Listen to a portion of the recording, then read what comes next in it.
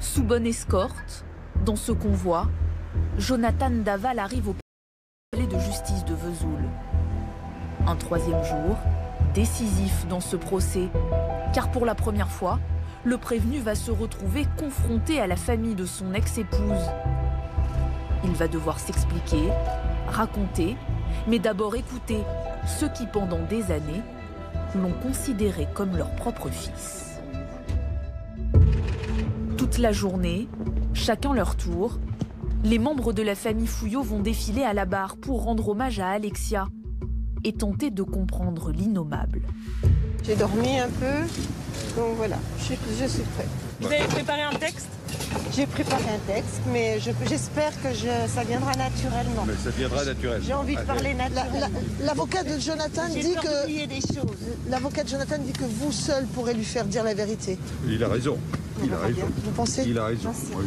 On verra bien, mais il a raison sûrement. Pourquoi? Parce que jusqu'à présent, c'est elle qui l'a fait basculer à chaque fois. Cette journée, il la prépare depuis longtemps, quasiment 2 ans. Le premier à témoigner, c'est le père d'Alexia.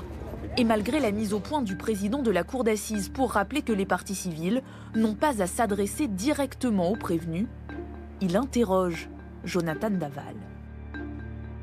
Pourquoi a-t-elle été assassinée? Peut-être parce qu'elle voulait te quitter, Jonathan. Lui seul a les réponses. Entre colère et rancœur, la voix tremblante, le père d'Alexia revient sur ses relations avec son ex-gendre et sur ses 3 mois de mensonges.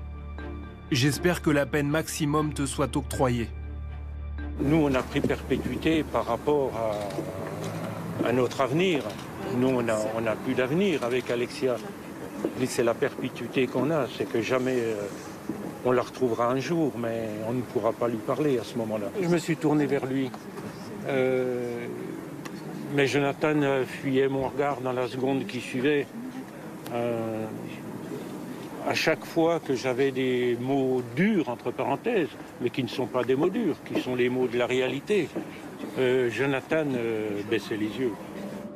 Une attitude qu'il conserve encore lorsque son ex-belle-mère s'approche, car elle aussi l'interpelle. Sois un homme, dis juste la vérité. Isabelle Fouillot, qui depuis le début du procès, ne cesse de répéter qu'elle est là pour défendre la mémoire de sa fille. Alors face à la cour, elle décide de lire une carte de la Saint-Valentin, écrite par Alexia. Pendant quelques secondes, ce sont les mots de la jeune femme qui résonnent dans la salle d'audience. Mon Valentin, tu es mon amant, mon confident. Tu m'es indispensable. 3 mots peuvent résumer cela. Je t'aime. Si tu m'aimes, prends soin de moi. Un moment charnière, elle le sait, car pendant tout le temps où elle était à la barre, Isabelle Fouillot n'a cessé de fixer le box des accusés, de scruter la moindre réaction de Jonathan Daval. J'aurais aimé qu'il me regarde. Mais déjà, moi, de le regarder, c'était déjà quelque chose, parce que d'où on est assis, on ne le voit pas très bien. Donc là, je le voyais. Mais c'est vrai qu'il pleurait quand je lui ai lu la lettre. Une émotion qui, elle l'espère, fera tout basculer, comme dans le bureau du juge au moment des aveux de son ex-gendre. C'est bien que vous ayez déposé tous les 4 sur le rôle et que maintenant il soit interrogé parce qu'il il va être interrogé à chaud sur ce que vous avez dit. Et je pense que l'émotion que vous avez suscitée ne sera pas indifférente à son discours. Ouais, j'espère, on verra bien, c'est tout ce que je souhaite. C'était un moment que vous appréhendiez un peu, comment vous vous sentez maintenant que vous avez pu je suis soulagée. Je suis soulagée d'avoir témoigné. J'ai dit tout ce que je voulais. Juste le temps de souffler, car l'heure est venue d'entendre le prévenu. C'est le temps fort de la journée. Devant les jurés qui vont décider de son sort, pour la première fois, Jonathan Daval prend la parole. Et ses premiers mots sont pour la famille Fouillot, seule fois pendant son interrogatoire, où il va les regarder directement. Je voudrais d'abord faire des excuses. Mais ce n'est pas excusable ce que j'ai fait. Pour les proches d'Alexia, je leur ai enlevé leur fille dans un premier temps. Après, je leur ai menti. L'histoire du complot a détruit votre vie.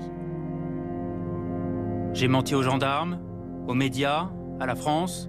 Donc oui, ce n'est pas pardonnable ce que j'ai fait. Mais je voulais quand même le dire. Un mea culpa, comme une sorte de passage obligé. Très amaigri, la voix blanche, l'accusé est ensuite interrogé sur la soirée où Alexia a été tuée. Son discours est haché, marqué de silence, ses réponses très courtes. Jonathan Daval tente de s'expliquer. Après la soirée raclette, elle me demande un rapport que je refuse. Ensuite, il y a des réflexions. Ça part sur moi, sur mon comportement, comme quoi je n'étais jamais là, distant. Comme à chaque fois, je veux fuir, partir de la maison, fuir le conflit. Là, une dispute a commencé, qui s'est terminée dans les escaliers, où je l'ai frappé, étranglé et tué. Des aveux à nouveau, mais le président de la Cour ne s'arrête pas là. Il souligne ses contradictions, s'agace et le pousse dans ses retranchements. Acculé, livide, Jonathan Daval s'effondre derrière la rambarde du box des accusés. L'audience est suspendue. Jonathan Daval a fait un malaise en fin d'audience qui a conduit immédiatement à ce que nous appelions le service du SAMU. Il y avait des pompiers qui étaient présents dans la salle d'audience. Le médecin qui est venu a préféré effectivement qu'il fasse des examens à l'hôpital de Vesoul. Avec le président, nous avons pris la décision effectivement de le laisser ce soir sur Vesoul parce que vous savez que tous les matins, normalement, il fait un trajet vers la maison d'arrêt de Dijon. Ce séjour à l'établissement de Vesoul est destiné justement à ce qu'il puisse se reposer. Au moment où je vous parle, effectivement, un premier diagnostic a été posé qui serait un malaise vagal. En quelques minutes, la salle du tribunal est évacuée. Et à la sortie, les parties civiles sont un peu désarçonnées, déçus par la tournure que vient de prendre la fin de cette journée.